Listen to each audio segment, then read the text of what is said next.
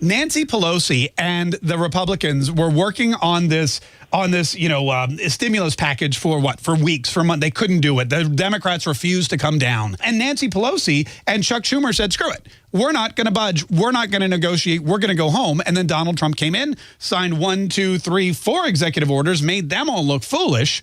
And that was it. That was the end of it. Now Nancy Pelosi is coming back. Nancy Pelosi is going to call back congressional Democrats and Republicans, the entire Congress.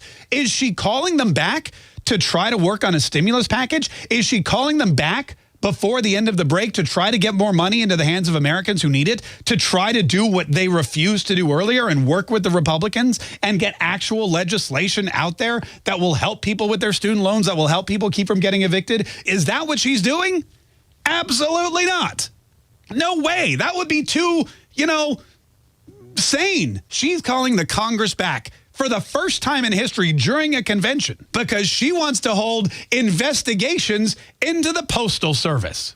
She wants to hold hearings. Of course it's hearings. That's all the Democrats do in Congress is hold hearings. For the last 3.5 years, all they've done is hold hearings. Name one piece of legislation that Nancy Pelosi has passed through the House of Representatives, that went to the Senate, that ended up on Donald Trump's desk, that was signed into law, that actually helped people. The only thing they've done that has made it all the way through the Senate is impeachment, and they failed at that.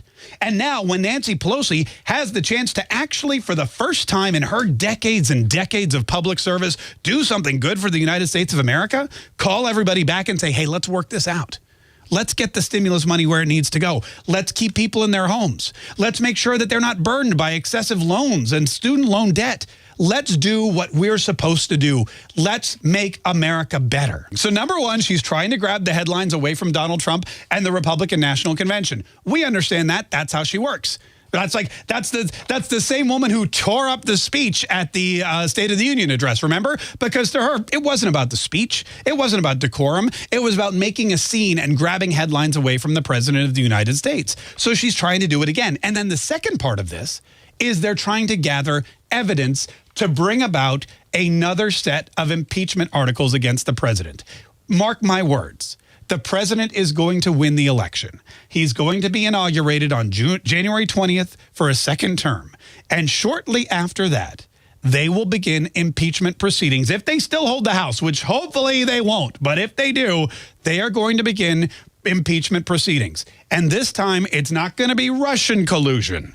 It's not going to be Ukrainian collusion. It's going to be postal collusion. Donald Trump colluding with the Postmaster General to sway the election in his favor. Postal collusion. Same script that they had in 2016, only wherever it says Russia, they're taking an eraser and they're writing in U.S. Postal Service. That's why they're coming back for hearings. They don't care about you. They don't care about your money. They don't care about your vote. They only care about somehow, some way, keeping Donald Trump from the White House. And if they can't do it with an election again, they're going to try it with impeachment again.